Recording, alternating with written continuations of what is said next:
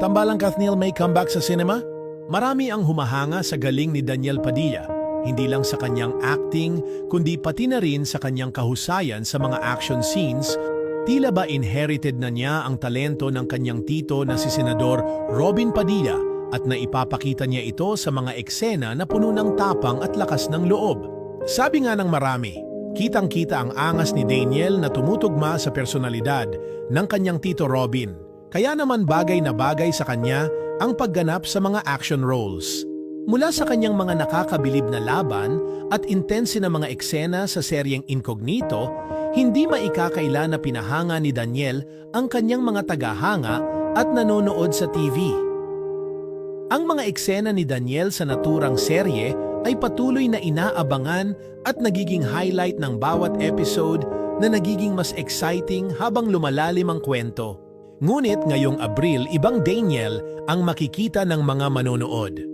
Sa halip ng mga matitinding action sequences, magdadala siya ng nostalgia sa mga fans sa pamamagitan ng mga throwback na pelikula na naging box office hits. Magbibigay si Daniel ng mga klasikong karakter na kaniyang ginampanan sa mga pelikulang tiyak na magbabalik ng alaala sa mga tagahanga. Sa darating na Abril 23, mapapanood si Daniel bilang si Ivan, ang childhood best friend sa Must Be Love.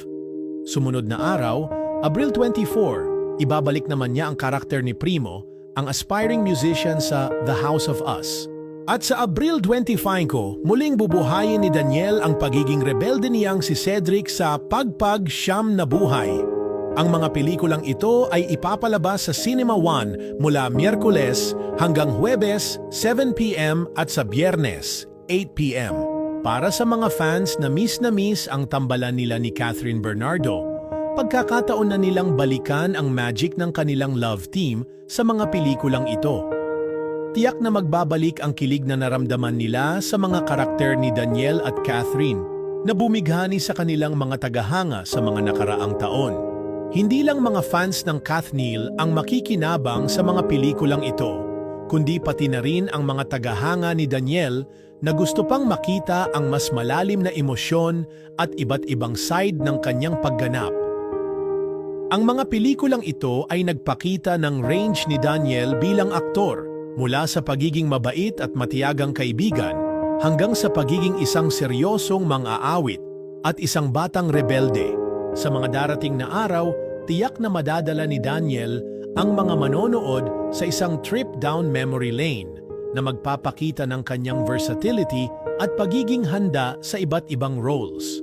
Ipinapakita nito na si Daniel ay hindi lang isang aktor na magaling sa action scenes, kundi isang artistang may malalim na karisma at kakayahang magpahayag ng iba't ibang emosyon sa kanyang mga pelikula.